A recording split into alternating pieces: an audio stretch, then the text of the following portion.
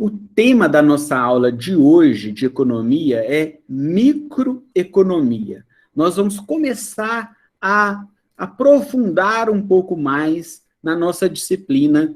Microeconomia é uma das várias ramificações desta disciplina, dessa ciência chamada economia. Nós vamos usar como referência o capítulo 2 do livro Economia Micro e Macro, do Marco Antônio Sandoval de Vasconcelos, que é um capítulo que vai abordar as definições de microeconomia, as aplicações, e vai começar também a falar sobre análise de demanda e análise de oferta, que vão ser os temas das próximas aulas. Então, o início desse capítulo é a definição de microeconomia, é o que a gente vai ver nessa aula de hoje. Microeconomia, acompanhe comigo aí na apresentação, é a parte da teoria econômica que estuda o comportamento das famílias e empresas nos mercados em que atuam. Então, de toda a ciência econômica, foi separada uma parte para estudar como que as famílias e as empresas se comportam lá nos mercados em que elas fazem parte. Então, as famílias fazem parte do mercado de fatores de produção, oferecendo fatores de produção, e fazem parte do mercado de bens e serviços, comprando bens e serviços. As empresas participam desses dois mercados de maneira inversa. Contratam fatores de produção e oferecem bens e serviços. Então, a microeconomia vai estudar o que motiva, o que leva as famílias e as empresas a comprarem mais ou a comprarem menos, a produzir mais ou a produzir menos. É isso. Quais fatores motivam as famílias a comprarem mais? É a renda das famílias, é o preço, é a qualidade? Quais fatores motivam os empresários a produzirem mais, a participarem mais do mercado? É a quantidade de concorrente, é o preço da matéria-prima, é a distância da empresa com os fornecedores. Vamos estudar diversos fatores que vão explicar em termos de quantidade o comportamento das famílias e o comportamento das empresas. Microeconomia também é chamada de teoria dos preços, porque na microeconomia a gente vai identificar como que os preços são formados. Já que nós temos mercados, e a gente pode definir mercados como qualquer local ou situação em que há troca de mercadorias e serviços por valores monetários, e troca de fatores de produção por valores monetários, já que, de um lado, tem agentes econômicos querendo comprar e agentes econômicos querendo vender, a interação desses dois lados do mercado leva à formação de preços. E é isso que vai ser estudado em microeconomia, como que os preços são formados. Então, na microeconomia, a gente vai dar uma maior atenção às análises parciais dos setores. A gente vai estudar setores específicos, vai estudar o setor de alimentos, como que funciona a relação de consumidores e empresas do ramo de alimentos, o que motiva cada um deles a agirem nesse mercado. Depois a gente vai estudar parcialmente outros setores. Se a gente quiser detalhar mais ainda, a gente vai chegar nesse ponto, a gente nem precisa estudar só os setores, a gente pode estudar produto por produto. Comportamento das famílias em termos de quantidade, e eu falo em quantidade, quanto que as famílias vão consumir, se elas vão consumir mais ou menos, item por item, produto por produto. A mesma coisa as empresas. Elas vão produzir se elas vão produzir mais ou vão produzir menos. Isso vai ser feito mediante o preço desses itens. Preços que vão ser mais atrativos para as famílias, preços que vão ser mais atrativos para as empresas. A microeconomia vai estudar exatamente isso. Não quer dizer que a microeconomia é a economia das empresas. A gente vai estudar o comportamento ali dos empresários e a gente vai estudar detalhes das empresas. Não é isso. É mais no lado do preço, da formação de preço. E uma outra coisa importante, aqui na microeconomia, que vai estudar a formação de preços, a gente não está pensando exatamente quantos por cento nós vamos colocar sobre a matéria-prima para chegar no preço do produto, para chegar lá no valor do preço final do produto. A gente estuda isso, essa formação de preços em termos de cálculo, de contas, de matemática, em outras áreas do curso de administração e de ciências contábeis, em outras disciplinas. Por exemplo, lá na disciplina de custos, vai estudar mais detalhadamente isso. A ideia aqui da formação de preços é no sentido de, já que há uma interação entre consumidores e empresários, como vai se dar essa interação? Como que eles vão caminhar juntos, ora tendo que entrar em acordo, ora entrando em conflito, ora concordando, ora discordando sobre esses preços? Então, a microeconomia vai estudar essa tendência dos preços, essa dinâmica na formação de preços. De um lado, vão ter pessoas querendo comprar, normalmente o preço sobe. Do outro, vão ter pessoas querendo vender. Tem muitas pessoas querendo vender, o preço cai. Então, essa dança no mercado entre consumidores e empresários leva à formação de preços. É isso que a microeconomia vai estudar. A ideia principal é essa. Mesmo que a gente faça os cálculos, as contas, nós vamos fazer o cálculo de preço de equilíbrio, de quantidade de equilíbrio, mas a ideia é estudar essa tendência, para onde que o mercado está indo. De um lado, a gente vai ter consumidores querendo pagar menos. O consumidor tem uma limitação de renda. Se ele puder, ele vai querer pagar o menor valor possível. Do outro lado, nós temos produtores que contrataram fatores de produção e agora querem vender. Então, querem vender pelo maior preço possível. Só que, quando os produtores querem vender pelo maior preço, os consumidores não querem comprar. Quando os consumidores querem pagar o menor preço, os produtores não vão aceitar. Só que um depende do outro. Não pode o empresário taxar o seu preço e falar, daqui eu não vou abaixar o preço por nada, ser rigoroso demais. Porque se os consumidores não quiserem comprar, ele não vai vender. E também não pode os consumidores chegarem numa loja e querer marcar o preço do empresário, querer colocar o preço sobre o produto de outra pessoa. E ainda mais se esse preço for muito baixo, como é natural o comportamento do consumidor. Os produtores não vão vender. Então, não dá para consumidores se isolarem de produtores, produtores se isolarem de consumidores. Eles têm que entrar em um acordo em algum ponto. Claro, um depende do outro. Ao mesmo tempo que eles se afastam, muitas vezes, quando preço e quantidade não é favorável para um dos lados. Então, essa interação entre consumidores e produtores vai levar a uma formação de preços. Como eu estava dizendo, a microeconomia vai estudar esta interação. Então, lembra que a gente definiu microeconomia como a área da economia que vai estudar o comportamento? Este comportamento vai levar a uma tendência ao mercado. Ok?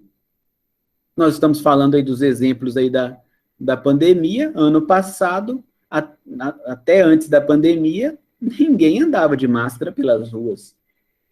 Ninguém vendia máscara também. Olha que interessante. Eu não via nos camelôs, nas lojas, vendendo máscara. Eu nem sabia que tinha máscara N95. Não sabia. Não era necessário. Então, o mercado mudou. Criou-se uma tendência. Os consumidores passam a comprar máscaras, os produtores passam a oferecer máscaras a um preço. É a mesma coisa daquele pedal de álcool em gel. A gente nunca tinha visto nada, um objeto parecido com aquele, porque não tinha necessidade. Agora, praticamente todas as lojas têm o mesmo objeto, o mesmo pedal de álcool em gel.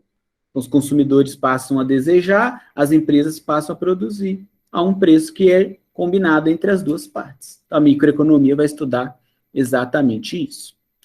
Só que nós precisamos estabelecer alguns pressupostos básicos da microeconomia. Nós precisamos fazer algumas abstrações, algumas simplificações da realidade para a gente conseguir entender como funciona o pensamento econômico. E nós vamos passar, então, por esses três pressupostos, falar um pouquinho sobre cada um deles, que é a hipótese coeteris paribus, o papel dos preços relativos e o objetivo dos empresários. Vocês vão reparar na sequência que são simplificações. O mercado ele é mais complexo, mas muitas vezes a gente não consegue tirar uma fotografia exata de cada momento do mercado, porque ele é muito dinâmico, está em constante transformação. E existem muitos fatores atuando, tanto nas famílias quanto nas empresas, modificando o comportamento de cada um deles. Então, a gente precisa estabelecer algumas hipóteses para conseguir ter noção de alguns momentos, de algumas fotografias do mercado. Isso vai ficar mais claro quando a gente for falar de hipóteses coeteris paribus, né, que é o primeiro tópico ali, tá bom? Vamos ver um pouquinho sobre cada um destes três pressupostos. Primeiro, é chamado de hipótese coeteris paribus. Essa expressão coeteris paribus é uma expressão em latim que significa tudo o mais constante. E poderia também dizer que tudo o mais permanece constante. Vamos dar um exemplo para vocês compreenderem o que é essa hipótese e eu poder explicar na prática como que ela funciona.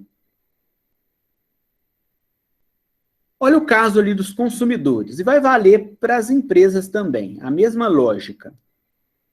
Se a gente fizesse uma lista dos vários fatores que afetam o comportamento dos consumidores, comportamento no sentido de quantidade, se ele vai comprar mais ou se ele vai comprar menos, a gente poderia dizer que as preferências afetam o comportamento dos consumidores, são preferências diferentes.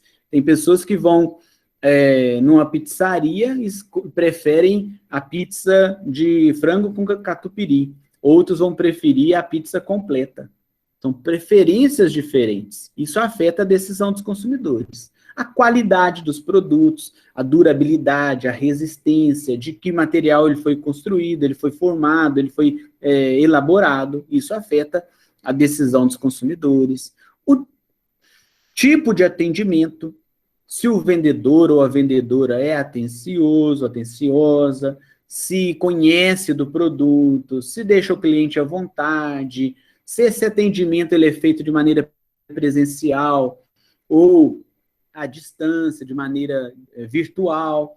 Então, o atendimento afeta o comportamento dos consumidores. Com certeza, vocês já entraram numa loja e os atendentes simplesmente ignoram a nossa presença.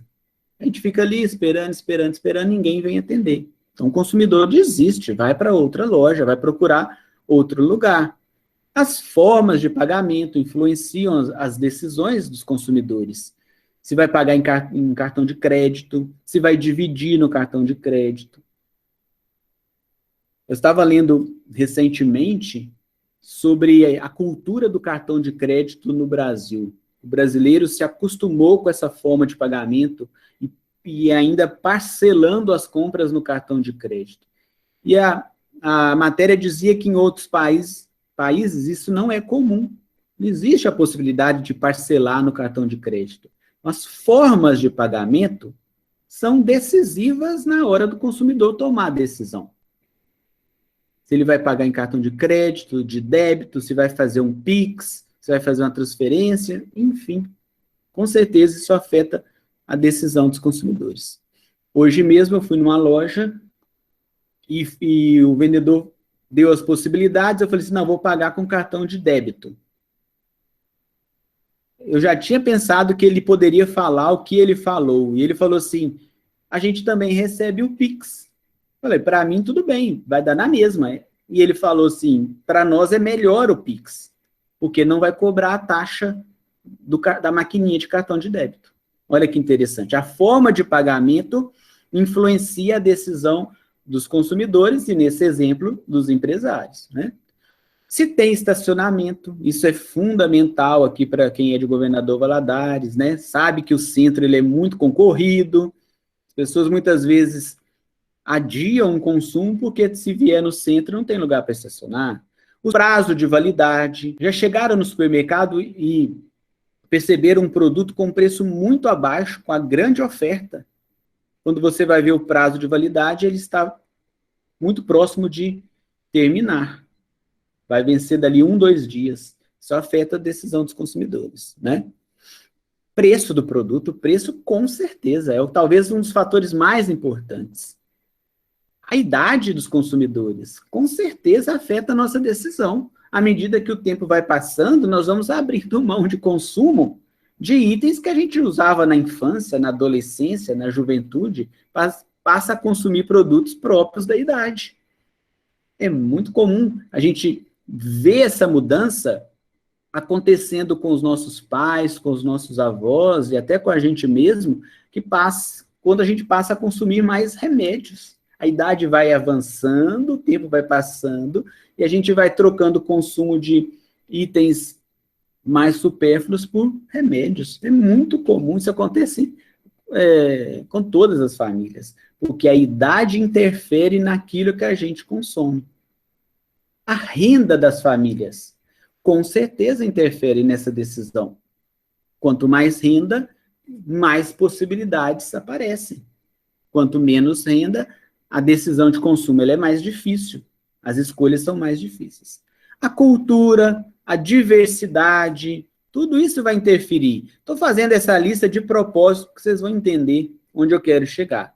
O marketing interfere na decisão dos consumidores, o prazo de entrega, se vai entregar no prazo, se vai atrasar. As lojas percebendo essa exigência dos consumidores com relação à entrega, passaram a dar a possibilidade do consumidor ir tirar o produto lá na loja, mesmo ele comprando na internet, ou quando ele compra na internet. A gente faz o pedido pela internet, vai lá na loja e tira o produto sem pagar o frete. Então, isso aqui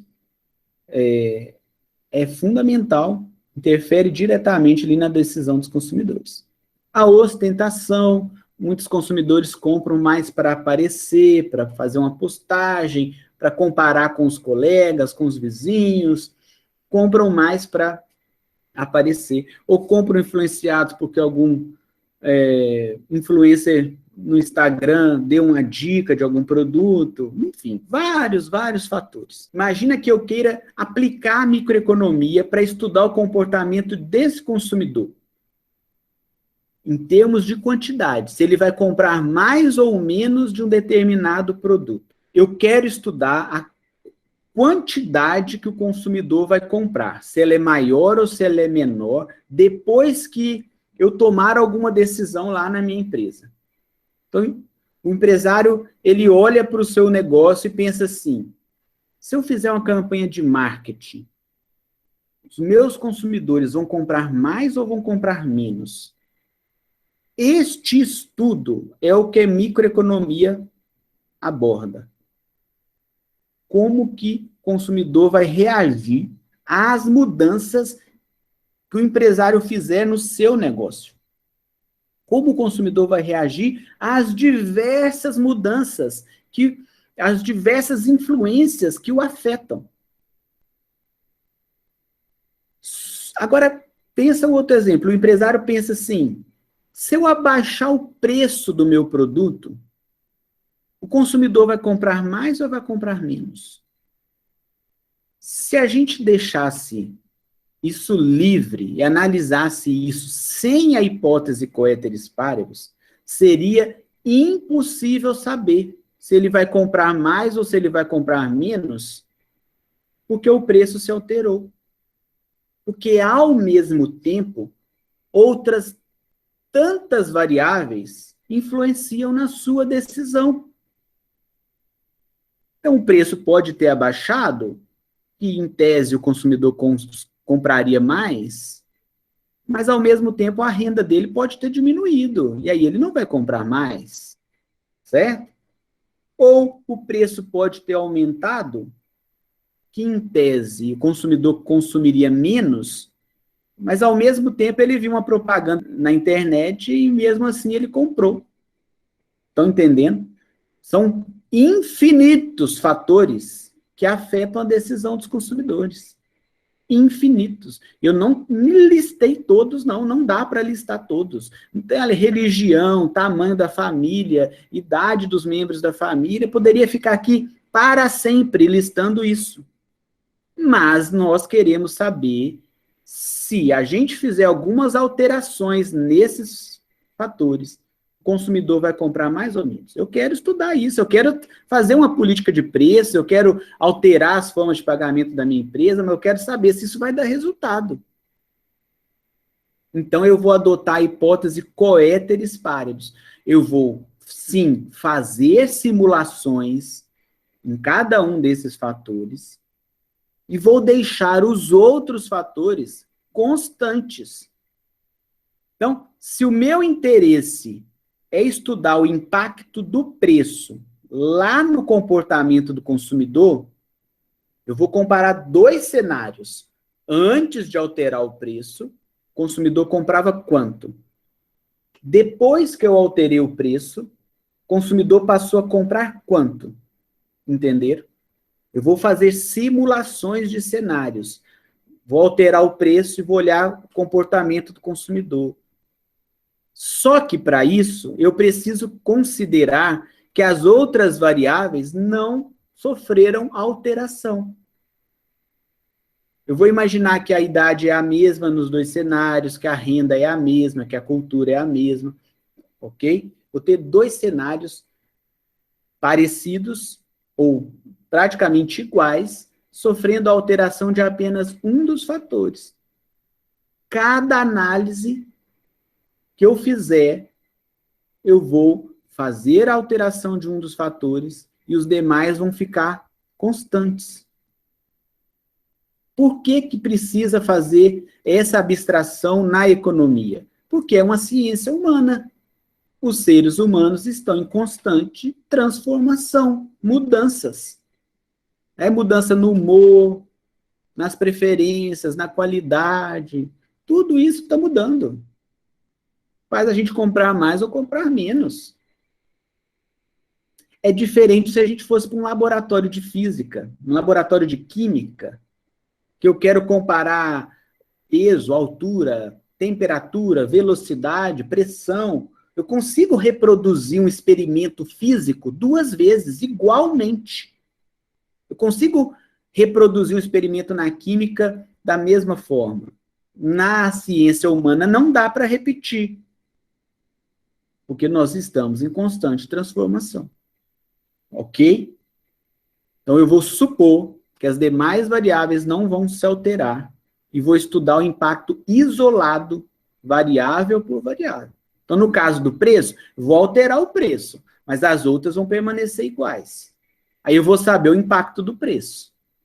Ah, mas eu quero agora olhar a renda. Eu vou variar a renda, vou comparar dois cenários de rendas diferentes, observar se o consumidor comprou mais ou comprou menos, mas as outras variáveis que afetam o consumidor não vão se alterar.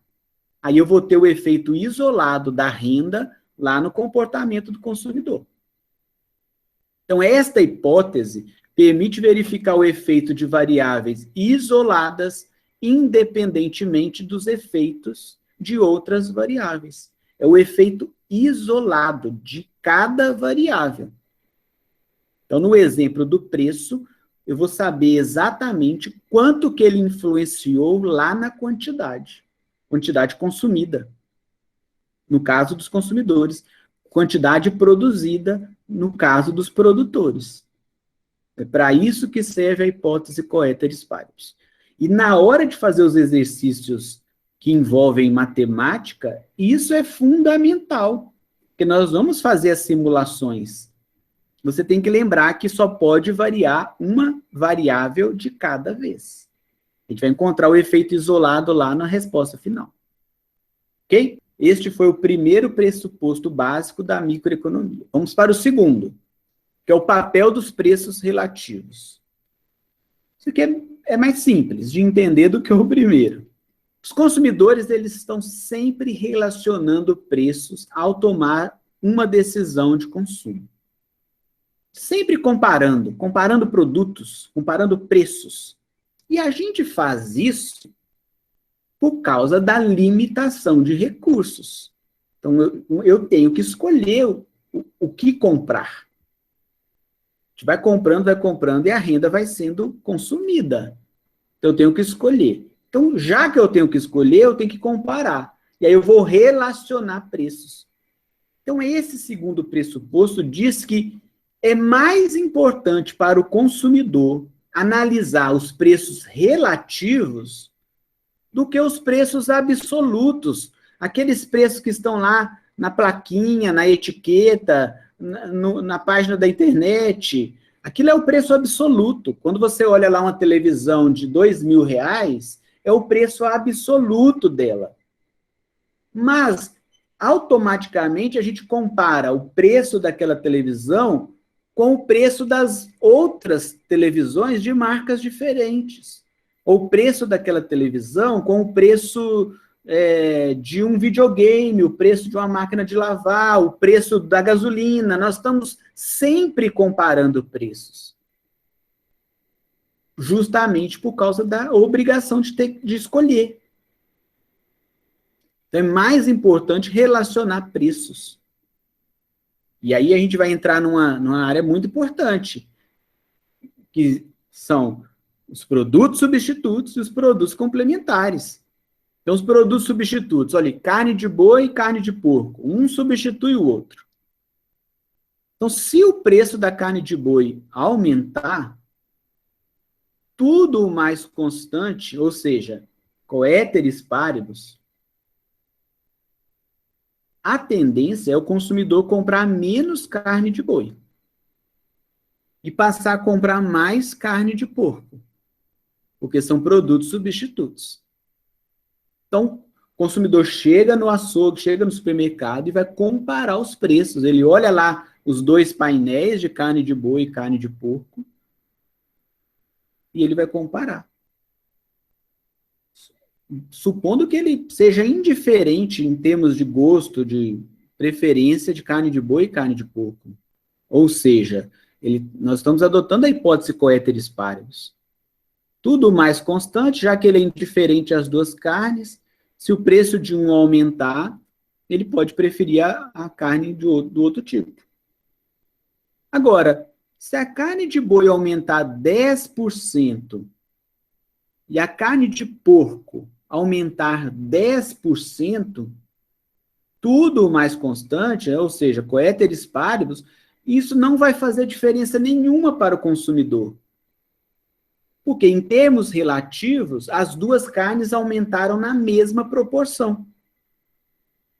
Agora, se um aumentou 10%, a outra aumentou 5%, isso vai interferir na decisão do consumidor. Porque uma aumentou relativamente menos do que a outra. Ok? Temos também os produtos complementares. Olha ali, carnes em geral e óleo de soja. São usados em conjunto. São produtos complementares. Se aumenta o preço da carne, o consumo de carne tende a cair, o consumo de óleo de soja tende a cair também.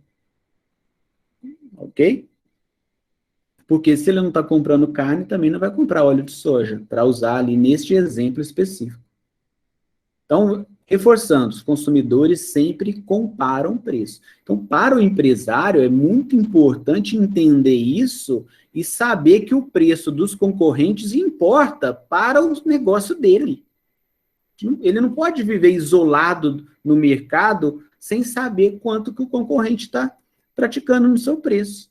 Porque os consumidores, com certeza, vão comparar os preços. Já repararam que nos supermercados, a gente tem, no setor de alimentos, no setor de higiene e limpeza, uma variedade de marcas. Quando a gente pega o rótulo e vai ler atrás, diversas marcas são produzidas pela mesma indústria. Pega lá o caso da Unilever. Produz várias marcas de shampoo, de sabonete, de pasta de dente. Por que eles fazem isso? Para atender categorias de clientes diferentes, tipos de consumidores diferentes. Então, quando o preço de um produto daquela marca, daquela empresa aumenta, os consumidores acabam comprando o substituto. Só que, na verdade, está comprando o produto da mesma empresa. Então, a indústria, a fábrica, consegue atender vários tipos de clientes em várias situações, focando ali na questão dos produtos substitutos, porque ele sabe que os consumidores comparam preços. Ok? Então, nós já vimos 2 pressupostos. Hipótese coeteris paribus e o papel dos preços relativos. Vamos ver o terceiro pressuposto da microeconomia. Este terceiro pressuposto diz que os empresários são seres racionais. E estes empresários buscam a maximização dos lucros. Vou definir ali o que eu estou considerando como empresário racional. É um empresário que conhece do seu negócio, sabe como seus produtos são produzidos, sabe vender seus produtos, sabe como é o relacionamento entre os funcionários, conhece o dia a dia das empresas. Então, isso é uma coisa que deveria ser óbvia, né? Mas nem sempre é. É muito comum um empresário abrir uma loja, abrir uma pequena fábrica, deixar isso na mão de um gerente de produção e visitar a empresa uma vez a cada 15 dias, uma vez por mês. Quando ele vai ver, está tomando prejuízo. Por isso que é um pressuposto, é uma hipótese. Nós estamos partindo do princípio de que todos os empresários são racionais, que eles conhecem do seu negócio. Isso, na verdade, não existe. Tem muito empresário que é mais desligado do que tudo. E mais, não é que o empresário conhece só do seu negócio. Ele conhece o negócio dos concorrentes também. Ele sabe quem são os concorrentes, onde eles estão, quem são os fornecedores dos concorrentes, o preço que os concorrentes praticam. Ele conhece, na verdade, o mercado.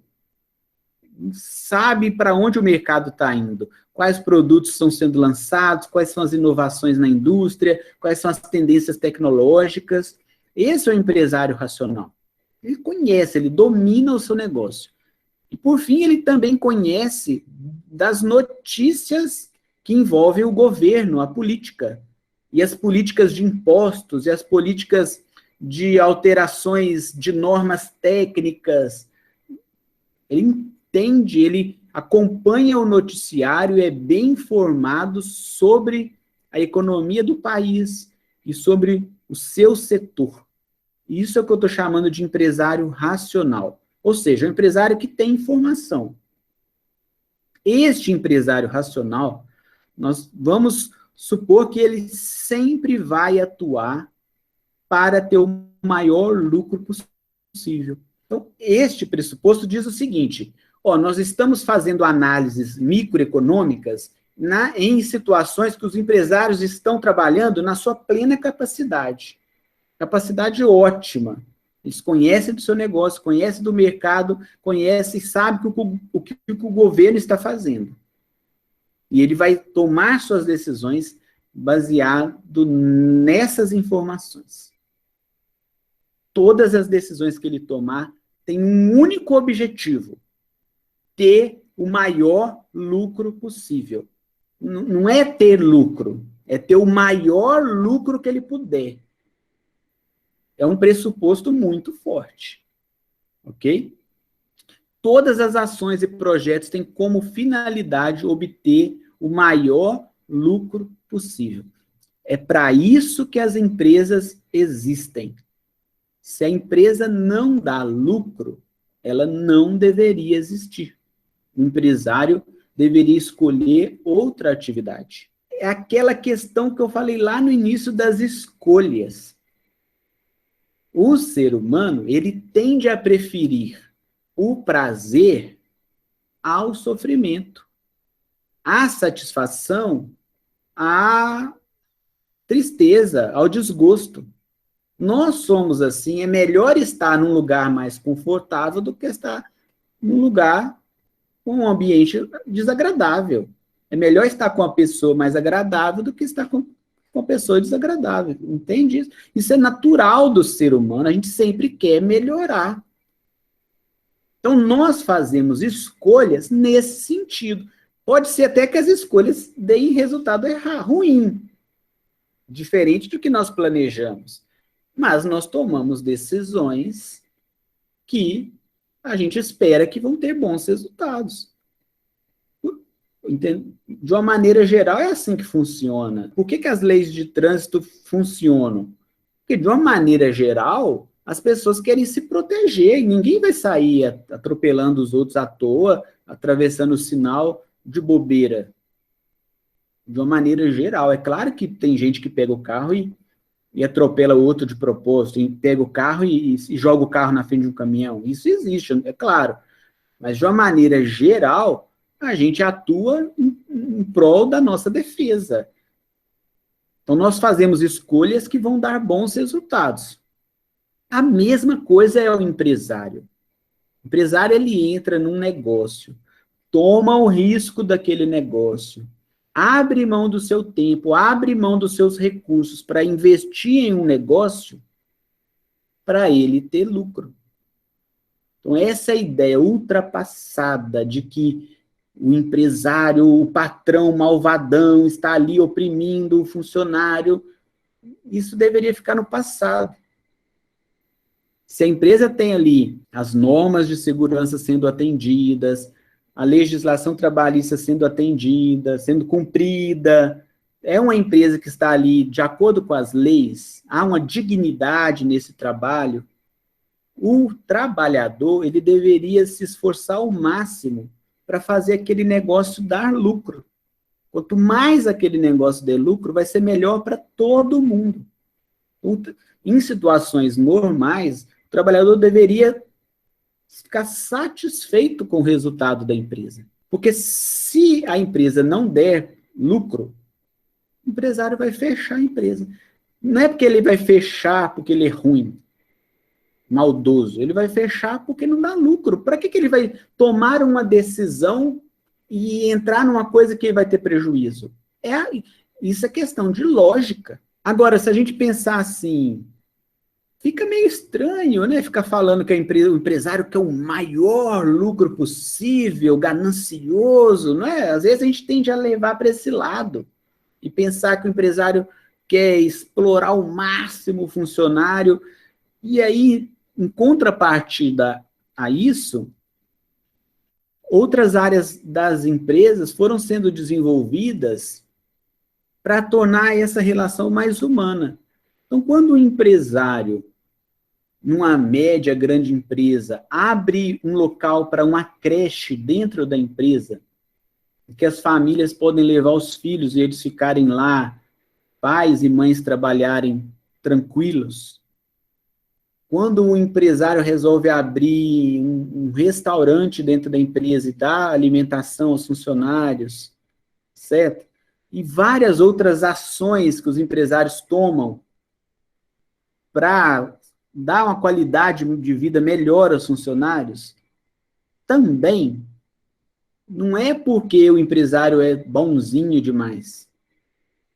É porque este ambiente mais agradável dá mais lucro, certo? Então, quando você pega uma empresa igual o Google, que não tem uma formalidade no trabalho, há uma liberdade, as pessoas podem jogar ping-pong, jogar videogame, a área de trabalho é toda aberta, não tem divisão por salas, e vários benefícios. É porque esse estilo de empresa dá mais lucro para um negócio do tipo do Google. Então, é válido fazer isso? É válido, porque os dois lados vão sair ganhando. O trabalhador vai ter mais qualidade no trabalho, vai ter um ambiente de trabalho mais flexível e mais seguro, o empresário vai ter mais lucro. Ok? Então, essa mentalidade antiga de achar que o empresário só está ali para oprimir o trabalhador, e a gente vê muito isso no comércio, um mau humor dos funcionários, um desgosto e uma reclamação, e todo mundo com cara fechada. Claro que é difícil o trabalho, então, o deslocamento é cansativo até chegar no trabalho. Chama trabalho, né? Senão chamaria lazer. Então, o trabalho, ele é cansativo. Mas a gente tem que entender que se não tiver a empresa, também não vai ter a renda para o trabalhador. Então, tem que haver um ambiente digno, que seja bom para empregados e patrões. Um depende do outro. Então, o trabalhador tem que entender que ele faz parte de um mecanismo, de um sistema, que tem que contribuir, ficar satisfeito se a empresa tiver lucro. E o mais interessante é que tem muitas empresas que já distribuem esse lucro entre os funcionários. Os funcionários têm participação nos lucros. Vários regulamentos de sindicatos e acordos sindicais que permitem isso, né? As convenções de trabalho que permitem a participação nos lucros das empresas. Isso é uma motivação a mais para o empregado, né, para o funcionário. Então, nós estamos partindo do pressuposto que os empresários são racionais, que estão buscando o maior lucro possível. Eles vão tomar decisões nesse sentido. Então, nós vimos o conceito de microeconomia, que é a parte da ciência econômica que vai estudar a formação de preços, no sentido de para onde que o mercado está indo, qual é a tendência nessa movimentação de preços, e essa interação entre consumidores e produtores que vai levar à formação de preços. E a gente viu agora no final 3 pressupostos básicos da microeconomia, abstrações da realidade que nos ajudam a entender como é o pensamento econômico.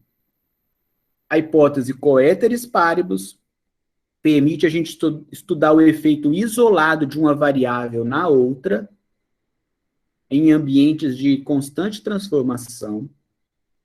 Nós vimos o papel dos preços relativos, os consumidores comparam preços em todos os momentos, mesmo sem perceber. A gente olha o preço de um móvel, olha o preço de um carro, a gente compara com o preço da gasolina, da energia elétrica, compara com o preço da escola, a gente sempre está comparando preços. É isso que deve ser levado em consideração. Por fim, está partindo do pressuposto que os empresários racionais trabalham sempre para ter o maior lucro possível. Ok?